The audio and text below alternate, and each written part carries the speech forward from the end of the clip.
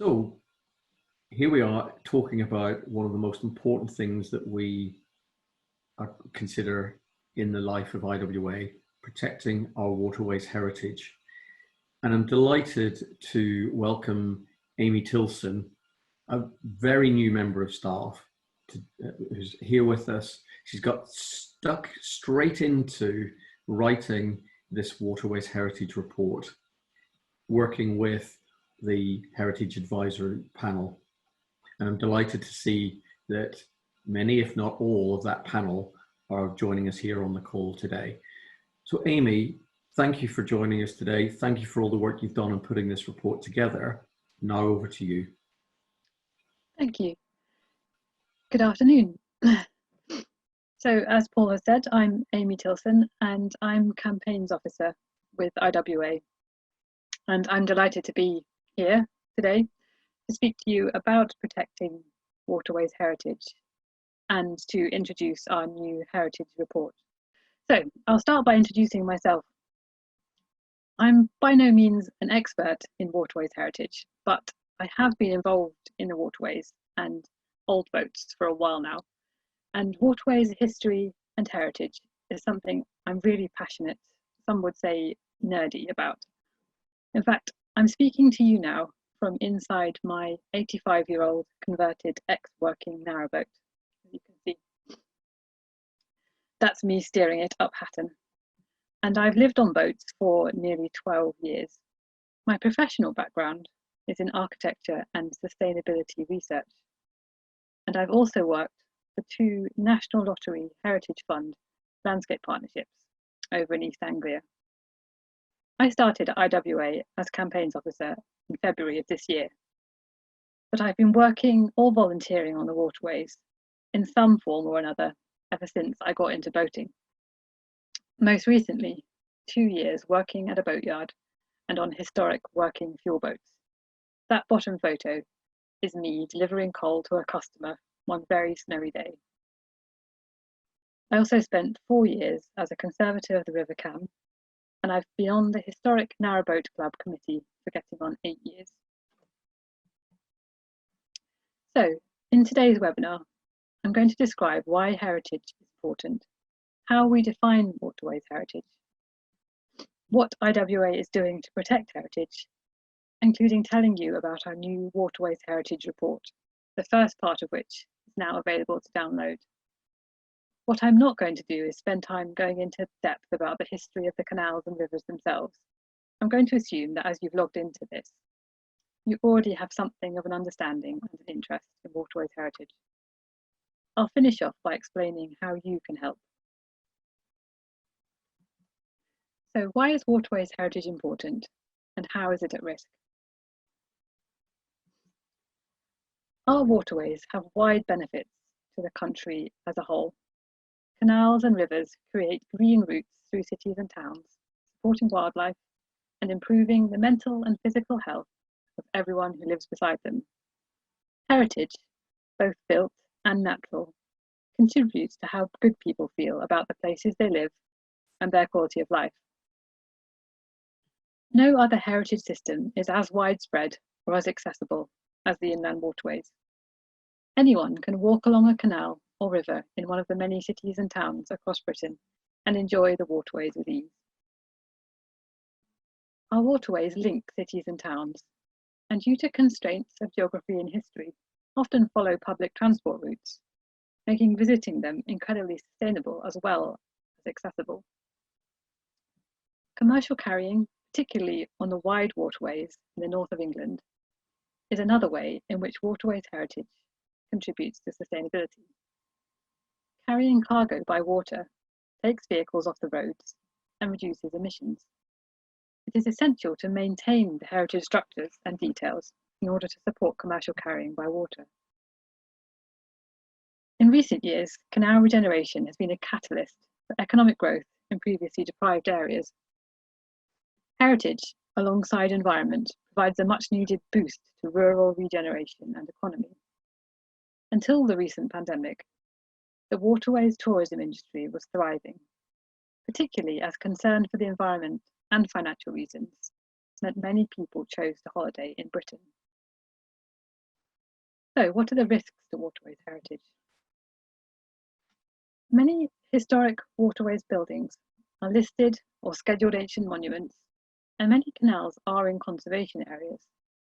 But there remain stretches of waterway and related buildings and artefacts which have no protection at all. It's conservation areas which we feel are the most appropriate protection for waterways, as they cover entire stretches of river or canal and their related environment. Although listing gives some protection, heritage assets can be lost if such protection is ignored or insufficiently enforced.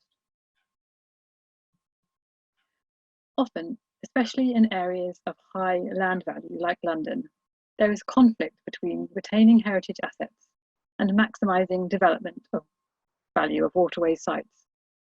Here at Brentford, the overhanging warehouses may now be lost, despite considerable efforts from the local branch over many years. We need to make sure we learn from what happened here and prevent similar things happening elsewhere. The complexities of this will form one of the case studies in phase 2 of the project.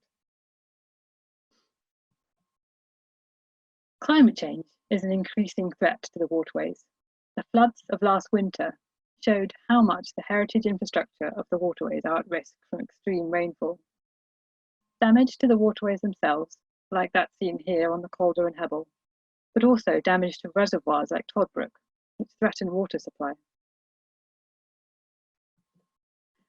The current pandemic threatens the heritage and tourism sector hugely, and the waterways are already feeling the effects of a lost season. The pandemic will have a knock-on effect on heritage in all kinds of ways, from loss of funding, loss of a season's tourism income, loss of entire waterways businesses. As you will have no doubt seen, we're campaigning strongly on behalf of waterways businesses to try and mitigate the effects. So, defining waterways heritage. In order to protect it, we need to define what we mean when we say waterways heritage. Let's start with the basics. Where and when? IWA considers the inland waterways to include all the navigable canals and rivers of England, Wales and Scotland, including derelict ones. Any cut-off date would be arbitrary, so it's more about what has meaning. We would certainly consider the work carried out in the 60s and throughout the 20th century by IWA and other restoration societies in rescuing waterways from dereliction as heritage. But we're also happy to hear from you on this. If there's a more modern aspect of the waterways that has meaning to you or your community, and you feel it's at risk, then tell us. Here's a few numbers, and I promise these are the only ones. Our inland waterways are home to thousands of important listed structures and monuments, over 2,700 listed structures, 50 listed ancient monuments, and 5 UNESCO World Heritage Sites. Not all of these are buildings, actually. For example, the hulks at Purton are listed monuments. However, it is buildings and big engineering structures that typically spring to mind when we think of waterways heritage, like the Anderton Lift. But when it comes to defining what we mean by waterways heritage, formal designations have their limitations. How about this tiny holding back pin on the Grand Union? It's heritage too, and a vital little detail for anyone working these locks with a pair of narrowboats. Here, the butty is being held back as the motor exits the lock, ready to single out and make for more efficient boating. This kind of detail is easily overlooked and at risk from being removed or damaged when repair work is carried out. And things need to be in the right places to be useful. Lock gate quadrants and bollards need to be positioned to serve their purpose correctly. This quadrant on the Aston flight has been repaved, but somewhere along the line between specification, design and construction, the message about how those raised bricks are actually used has been lost. It's inconvenient, but it's also a loss of heritage. What we need to do is make sure that we intervene somewhere along that line. And if we're to protect the system as a whole, this must include traditional skills, and that means will need to look after the details which allow them to be practiced. Without the strapping post on this lock, my friend Roger here wouldn't be able to use the lock gate to bring the boat to a stop while simultaneously closing it. Little tricks like this make lock working more efficient, and it's pretty crucial when it's your job to get a load where it needs to go as quickly as possible.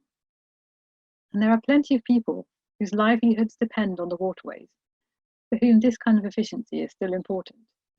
Boat delivery, fuel boats, trip boats, cargo. If we are to support waterways businesses, retaining heritage features is important. And these skills are evolving. It's not just historic boaters or professionals who use these skills. One good example is bow hauling, when you tow your own boat by hand. Many single-handed modern boaters choose to use this method when they're working locks, and so the old splits in bridges, which allow tow lines to pass through, are pretty important for them. And there's an incredible diversity of waterways features across Britain. Some may recognise this lock gate on the Crinan Canal in Scotland, which has these unusual pins to prop the gates shut so they don't swing. Every canal and navigable river has its own unique heritage. And that means you can't protect one lock or aqueduct and say this is an example. They're all worth protecting. The diversity of waterways is reflected in the boats which were designed or evolved to use in each one. This is a photo from the early 70s of a short boat on the Leeds-Liverpool Canal. Whilst IWA doesn't financially support waterways craft restorations, we want to ensure that the waterways are protected such that the boats which traditionally navigated them can continue to do so, and using the skills they've always practiced. Boatyards, especially those where heritage skills are practiced, are an important part of waterways heritage, for maintenance and restoration of historic boats, as well as other skills like decorative paintwork and sign writing. We need to ensure that they are supported to continue the work they do. The boat families evolved a distinct culture as they were so cut off from land-based communities, and modern boaters have their own sense of community. From decorative paintwork to the names for places and parts of boats that vary across the country, it's all a part of waterways heritage. The waterways abound with iconic views, both rural and industrial, which make up another important aspect of heritage. Here is a view of Gas Street, now dramatically changed. Developers place great value on waterside views, but there needs to be as much thought given to what you can see from the water as there is to views of it. So the system is not a museum, it is a usable asset, its heritage a living one. This quote from our new report sums it up for me. We have this incredible, vast system of inland waterways, still working in much the same way as when they were designed. This is real, living heritage, and people still rely on it for their livelihoods. I can't think of any other 200-year-old infrastructure where anyone can come along with no prior experience and work centuries-old technology. That's what I really want to get across today. We need to protect the heritage of our waterways so that they can be used, both now and in the future, for business and for leisure. So what is IWA doing to protect waterways heritage? Here's some examples. IWA has been protecting waterways for 75 years. Here's a recent example of the kind of campaigning we've always done to protect waterways heritage. The original Bedford Street Bridge on the Calden Canal had suffered years of neglect and vandalism and become dangerous, resulting in being closed to pedestrians. IWA North Staffordshire and South Cheshire branch discovered that the original bridge had been cast in the ironworks at nearby Hanley. This local connection was important to both waterways heritage and the industrial history of the area. In 2014, before it was closed, the repair of the bridge had been included in the City Council project. CRT initially said it would look to fund a like-for-like replacement, but when this proved too expensive, came up with another suggestion, a modern, generic-looking bridge design put forward that looked like it belonged in a European city. If used as replacement, history and local connection of the original bridge would be lost. IWA North Staffordshire and South Cheshire branch met with the project managers and advised that IWA would have to oppose such a proposal. You might look at Bedford Street Bridge and think it's not the prettiest, and in fact, you might even prefer the look of a modern bridge.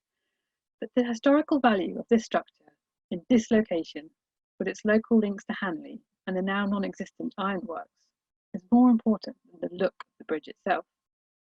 After IWA voiced its concerns and opposed the proposal, CRT managed to find the additional funding, and the bridge has now been restored to look just like the original. Here's another. As part of IWA's campaign to mitigate the effects of HS2 on the waterways, we were successful in getting the route of the Handsacre link spur near Lichfield changed. The revised route now avoids 2 crossings of the Trent and Mersey Canal, which would have seriously damaged the environment, tranquility and heritage of the canal around Woodend Lock, above Fradley Junction. IWA is campaigning to ensure that new bridges required for HS2 waterways crossings are designed in a way that is compatible with heritage. And here at Blowers Green Pump House in Dudley, as a result of campaigning by IWA Birmingham, Black Country and Worcestershire branch, as well as other organisations, CRT backed down on its plans to sell off the building known as Blowers Green Pump House. The branch was among many who responded to the public notice which appeared on the building and advertised the proposed sale, as well as confirming that it had always been their interests. It's always been their intention that the boaters' facilities would be retained. CRT withdrew the building from sale, whilst they considered whether offering a long lease on the property, rather than disposing of their freehold interest, might be a better solution, and give greater control over the future use and maintenance. So far, even all of my examples have been built heritage. But here's an example where we campaign for the smaller details, paddle pools, and the stops that CRT began installing on them. IWA argued against Canal and River Trust's proposals for installing stops that would prevent the paddle pool from being completely moved out of the way whilst the paddle is being wound down, because of the hazards this creates, and because of the heritage that would be lost. Heritage and health and safety can be at odds, but in this case, a pole without a stop is safer because it allows the paddle to be wound down with both hands, which is important, as anyone who's ever tried to drop a paddle quickly against a flow of water will know. Following the announcement that CRT would cease fitting any more stops to paddle poles in 2015, IWA has been following up with CRT their plans for improving paddle pole maintenance and design. So, other things that IWA is doing. We have several heritage officers across the branches, and we would encourage all to get heritage officers if possible. Most branches already have planning officers and would like to see either a heritage officer or a planning officer at every branch. People looking out for heritage at branch level is so valuable, as our early example showed. We've also recently formed a heritage advisory panel, which is set up to bring together heritage experts who can advise the wider organisation. And of course, waterways restoration is another huge part of what IWA does.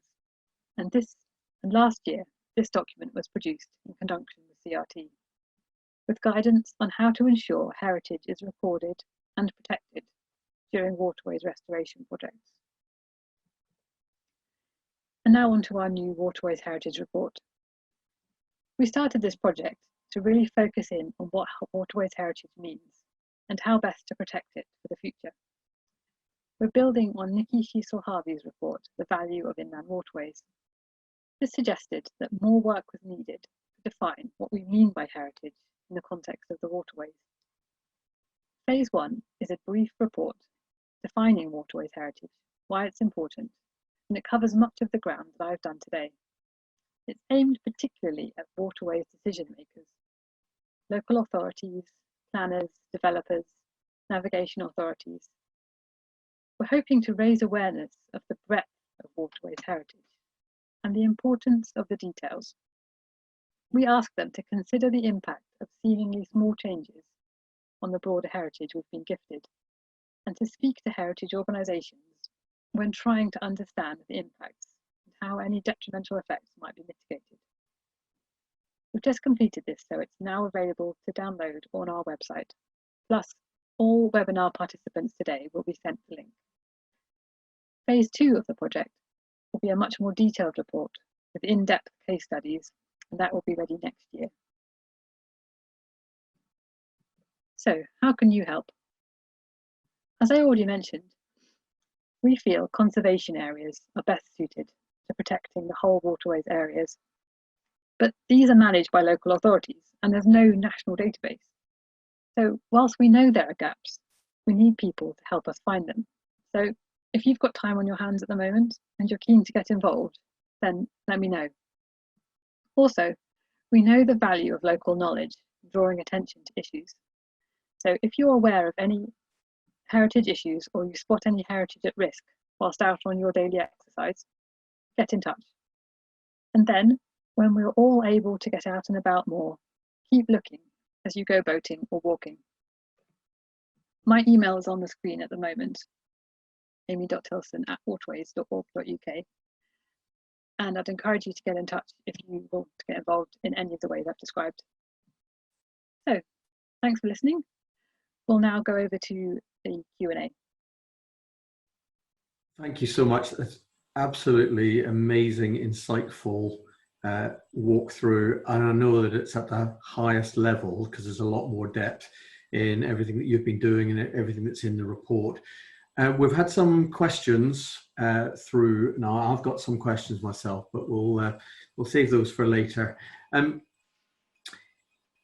One of the things that you mentioned, Amy, is that we're kind of walking a tightrope here between things like health and safety and heritage. And with a question in from Simon Judge that I think reflects some of that is, over the long history of the waterways, things have changed. So how do we balance that and how do we walk that tightrope between preserving stuff in aspect so that it actually ceases in some areas to have the relevance that it could have because life is moving on, and with the horror perhaps of just destroying something that is going to be valuable or might become valuable again at some stage in the future? It's a really good question. I alluded to it slightly in one of my slides, and I think it's one of those things where it's a contentious issue, and so we kind of we need to make sure that we look at each individual case itself rather than applying to some kind of blanket policy on it. But I think it's just a case of making sure that when these questions come up, that they're handled sensitively. I mean, it's possible to install a handrail. In fact, there's many places where handrails have been necessary, but you can install a handrail in such a way that it doesn't make it unusable to a boater going through needing to put a tow line through a bridge, for example, and make sure that you keep features like splits in bridges, or if you make sure that the handrail has no knobbles on it so that towing lines don't get snagged. It's just about being sensitive and finding that fine line between keeping heritage and making sure that it's still a safe waterway in the modern times that we have now. And who's best placed to be in that essentially arbiter role? Is it a well-balanced heritage advisory panel like we've got?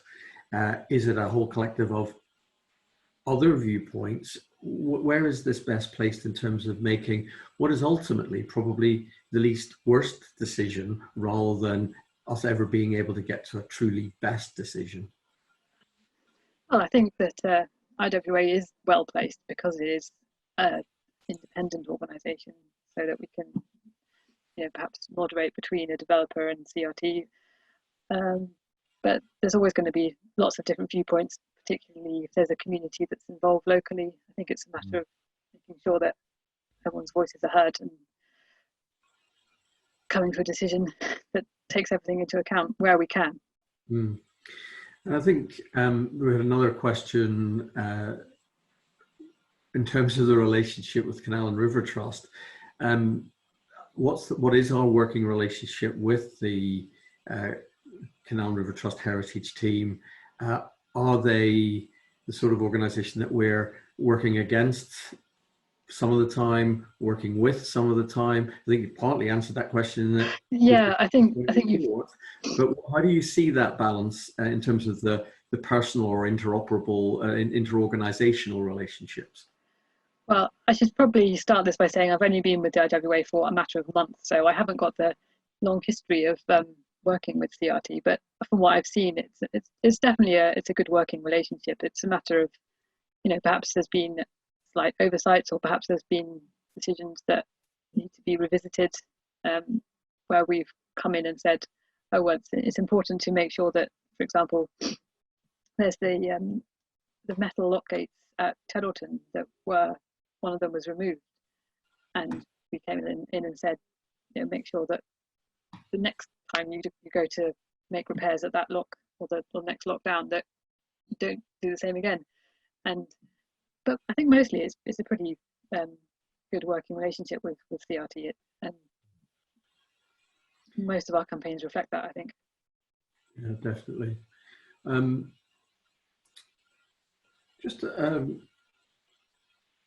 just looking down some of these other questions.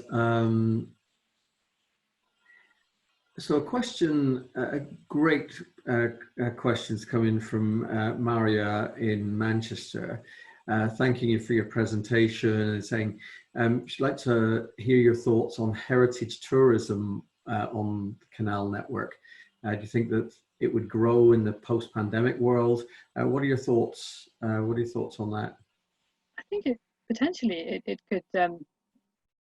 It's difficult to know quite how the world's going to change beyond these times, but it would be nice to see that people choosing to come to the waterways in this country instead of going on foreign holidays. But I think it'll take time, and we'll just have to see how that pans out.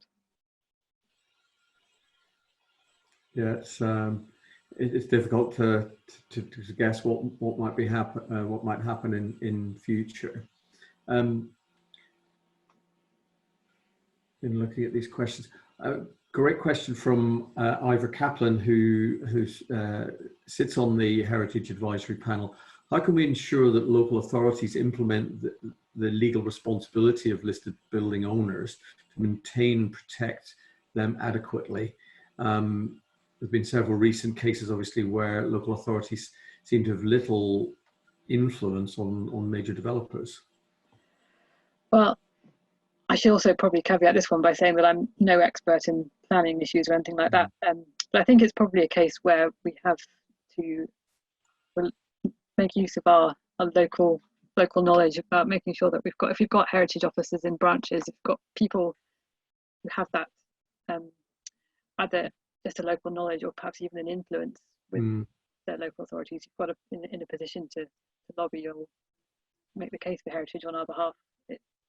That's where the branch level campaigning is really valuable. Yeah, no, that's a good point, and I think your call to action there. Yeah, we do know that we've got heritage officers in many branches, but that local knowledge, those local relationships are going to be absolutely crucial in this, because again, it's about walking that tightrope and about making sure that everyone's voice is heard. So I'd echo your call to look at how we can perhaps achieve local heritage officers in as many of our IWA branches as we possibly can.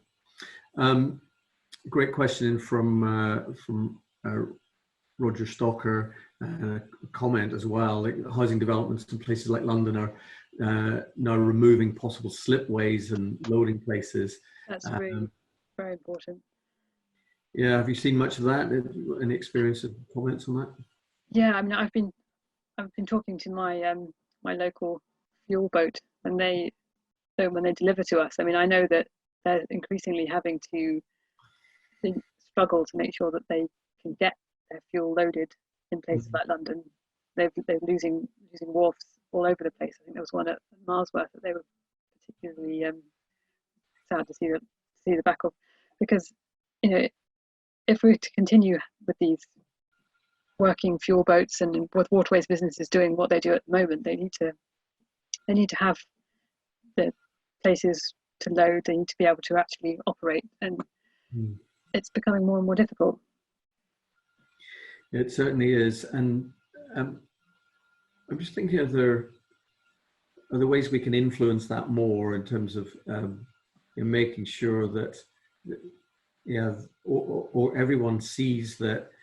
Actually, I think one of the key points here is that a lot of folks think of the heritage as the buildings, and so you much made more the to point it very than that. strongly that there's so many more dimensions to it. So yes, of course, we need to focus in on the physical built infrastructure, but it's what that means. The significance of it may not just be in the physicality of it, but what it provides in terms of the actual use of the waterway. Yeah, and I think often people perhaps think of the waterways being used in that way as something that used to happen, that it's, you know, there used to be all these boats carrying on the waterways, and the fact is that yes, there are significantly fewer boats carrying than there used to be, but they are still used, and there are still people who rely on them for their livelihoods. And the loading wharf is not just a historical artifact of, oh, this is where they used to load coal. This is where they still load coal, and we still need to make sure that those exist and that they are available to be used. In your quote, you talked about the network, the system. How much should we be focusing in on individual aspects of heritage, a building, a boat, and so on? How much should we be stressing the fact that this is something that is, because of its connection and because that it is a wider ecosystem, we need to be thinking about the whole. And so, yeah, losing one piece isn't just about losing that specific heritage element, but it diminishes the whole ecosystem, the whole heritage of the network and the system. Are you seeing much emphasis on that? Well, I think what you just said is pretty much how I would see it. That there's each individual aspect, each boat that is valuable in its own right, and as well as being part of a system. I'd like to think that this is something that we would put emphasis on in this report and in general as we go about protecting heritage. As to whether I've seen much of it, I mean, yeah, I think that we do make sure that every time we come across some small part of the waterways heritage that's at risk, that we would campaign for it as strongly as we would for something that's at a national scale. So, given that there's probably more of a challenge than any one organisation can achieve by itself, what would your recommendations be in terms of making sure people's voices are heard, that we work collaboratively with others? Are there any quick, simpler avenues to pursue in that regard? Well, yeah, certainly we need to make sure we're working with everyone who's got interest in this. And actually, one of the things that we're hoping to do with phase 2 of the report is not just provide a report that, you know, I mean, it can be a bit of a sort of a document that not everyone's going to read. We want to make sure that alongside that we provide resources, so that if a sort of local or smaller heritage organisation is campaigning for a particular aspect of the waterways, that we can provide them with resources to do that, perhaps seen in the form of presentations or posters or anything that they can pick and choose that would be most useful when they go about their campaigning. Yeah. Another great question that's come in is, I don't know whether you'll have a view on this, and if anyone that's listening has a view, please feel free to come in and comment and provide answers. As I say, I know that most of the panel are the advisory panel are online. So if you want to supplement any of the answers that Amy's giving or the comments that I'm making, then please feel free to do that. in the Q&A session. But do you have a view on where in the country there's the greatest risk to heritage currently? I'd probably say somewhere like London, which has got the most likelihood of developments going on. Anywhere that's got high land values, essentially, probably the place where I would see that most heritage being at risk. And are there particular, you're obviously talking about land values being a particular trigger. Are there any other triggers? Again, you mentioned the fact that COVID is going to have a dramatic effect on businesses. Are there any other kind of external factors that are contributing to the loss of heritage? Well, I think as I said, I think climate change is probably the other big one. I mean, it's things like Toddbrook Reservoir and other. I mean, if we lose the water supply to a canal, that's as significant as losing a lock. I mean, if we haven't got the water to actually operate a canal, then it as we're seeing on the Mac at the moment that there's the Macclesfield Canal, because of the heritage structures at Toddbrook. I know it's not all heritage, but there's it's been there a while, and it's some parts of it are pretty old. That we've lost an entire canal for them until they can find a way to bring more water feeding into that canal. So, and that's a direct effect of the winter's climate change, the climate change we've had over the winter, and the rainfall that we had as a result of that.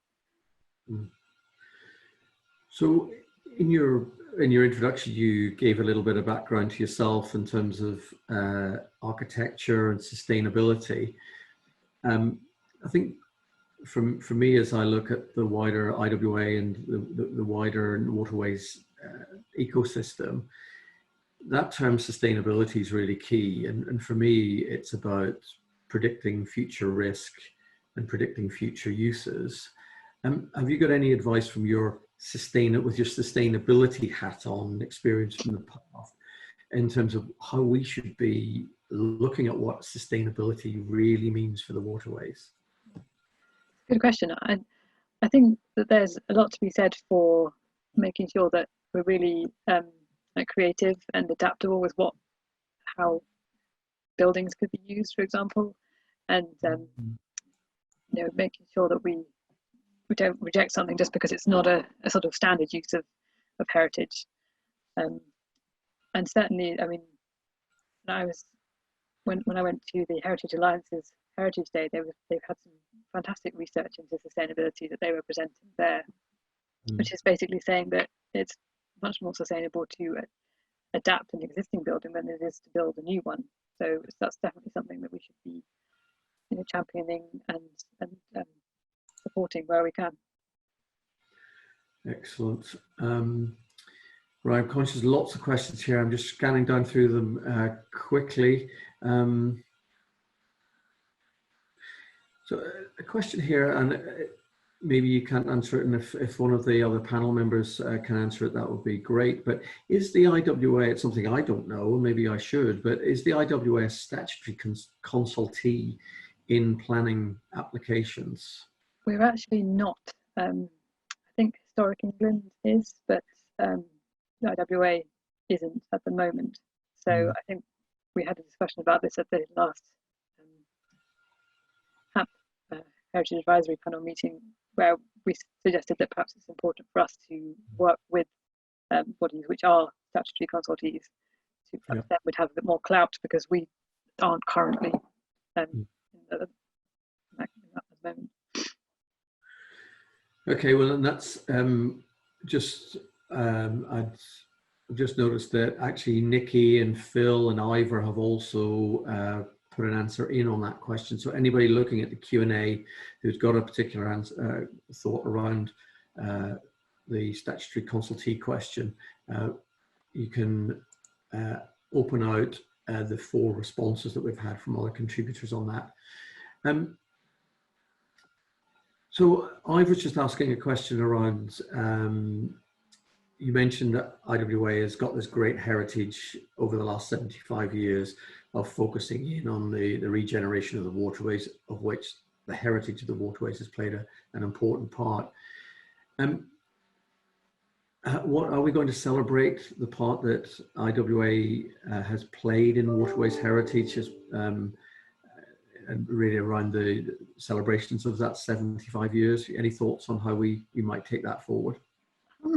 Well, we certainly need to celebrate it. I mean, without the work of the IWA and other restoration organisations, we wouldn't have a lot of the waterways that we do. Exactly how we go about that, well, I think that's probably not for me to decide, but we will be certainly making sure that we consider that the heritage of the IWA itself as part of our waterways heritage. Yeah, so it certainly is. Again, just looking down through some of these questions. Yeah, I think Nikki's asked or raised a point, Nikki Shishel Harvey, and said, picking up on Amy's point about making sure voices are heard. But I think that's a very, very important point. This is where reports like those that we've done recently are really useful. We're taking that message out, and so again, I'd echo that and saying the work that you've put in together with the advisory panel has already been useful, and it is going to be useful as we move forward. One of the things that I've seen in our delegations to DEFRA recently, as we've been trying to protect waterways businesses, is that when you go to them with really solid, well-researched evidence, you can start to build a case.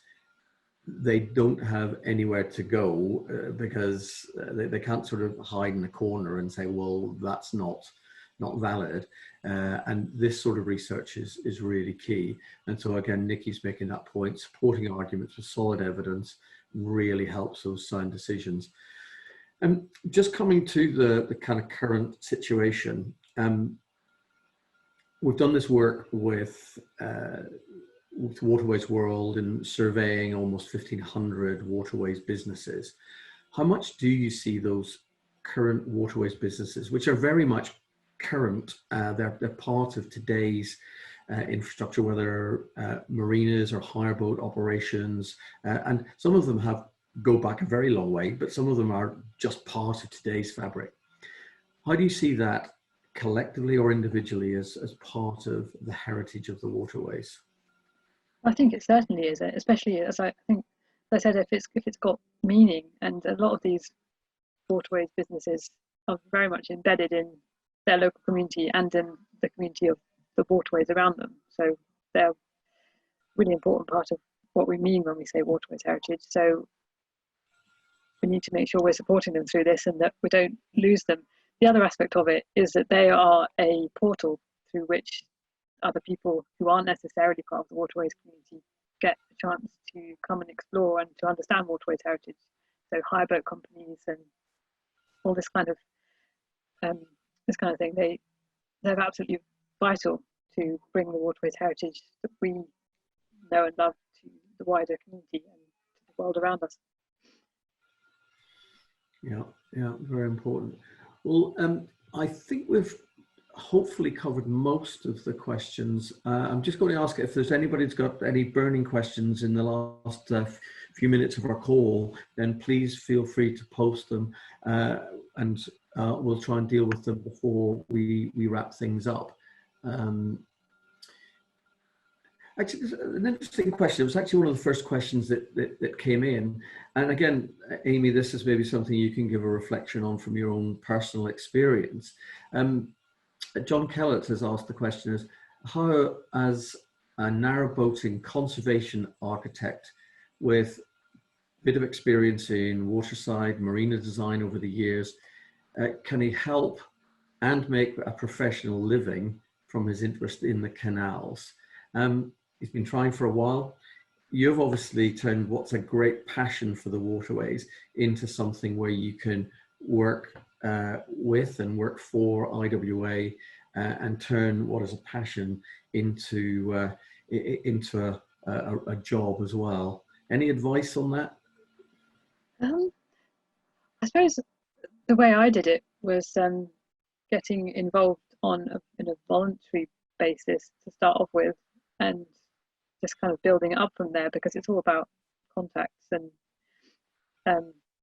being part of what's going on. That's how you get into it, really. I mean, if you've already got the professional background, then I'm sure your skills would be really valuable. You know, go and talk to your local branch, perhaps. In terms of then making it into a career, I think that depends on all kinds of factors as to whether, you know, the economic climate is going to be supportive of developing new marinas beyond what we're seeing at the moment. But if you've got the skills, then perhaps you can make it happen. Yeah, I think it's that's an interesting angle you've taken, and that's one of the areas of advice I would give is get close to IWA locally, get close to what the work on the heritage and planning groups around IWA are doing. And I certainly see from my experience, relatively short experience in just 5 or 6 years in IWA, you suddenly build this phenomenal network, whether it's in engineering or architecture or local authorities or central or local government, so many different areas, and using those connections and bringing your skills to bear can certainly take you in very unexpected directions. I certainly didn't expect to be national chairman of the Inland Waterway Association when I first volunteered 6 years ago. So from voluntary activities, many things can happen. So I'd certainly recommend that. So I'm just looking down the last couple of questions. Yeah, that's an interesting one. Even if a heritage element isn't removed, its value can be diluted by the additions of things like signage and some of the health and safety things, some of the practical things.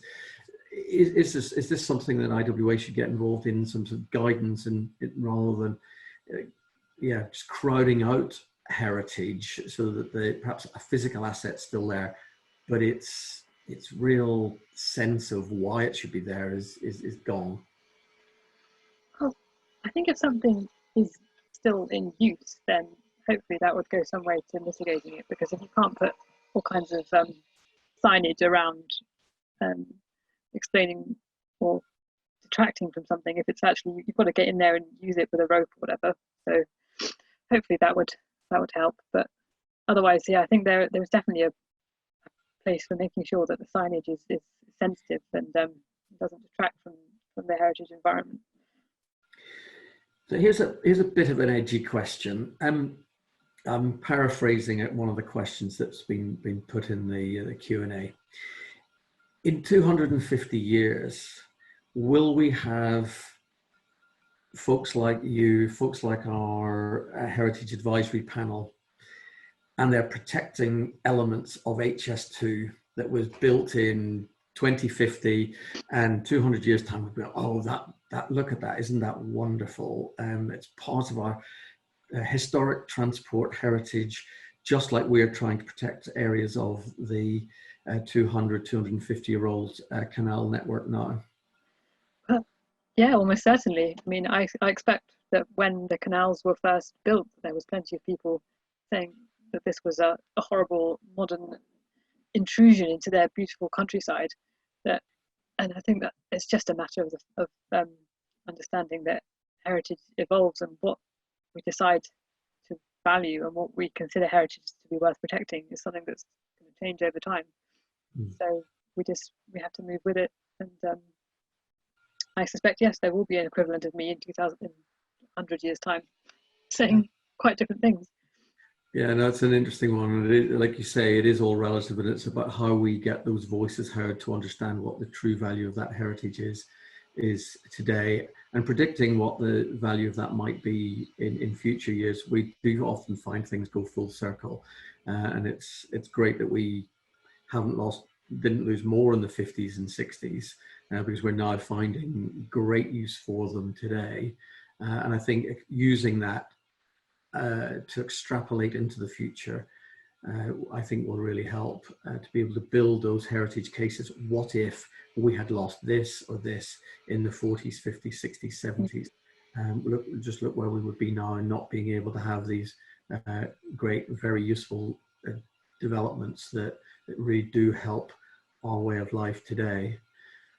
So looking to see if we've got any other particular questions. We're capturing all the questions, and so if we haven't answered them fully, we will capture those and look to finding ways of making sure they're included in future phases of the reports. And I'm sure there will be other follow-on webinars just like this. So I don't think there are any other pressing questions emerging. So Amy, I'd like to thank you for joining the team. It's great to have Thanks you for having me. part of the team. We've long argued that strengthening the campaigning team and certainly bringing into the team the sort of skills that you've got and the passion that you've got for the waterways really strengthens IWA. So thank you for joining the team. Thank you for sharing the work that you've been involved with. And to everyone that has joined us today, thank you for giving up your lunchtime. And I hope you'll be able to join us for another Waterways webinar very soon. Thank you and goodbye.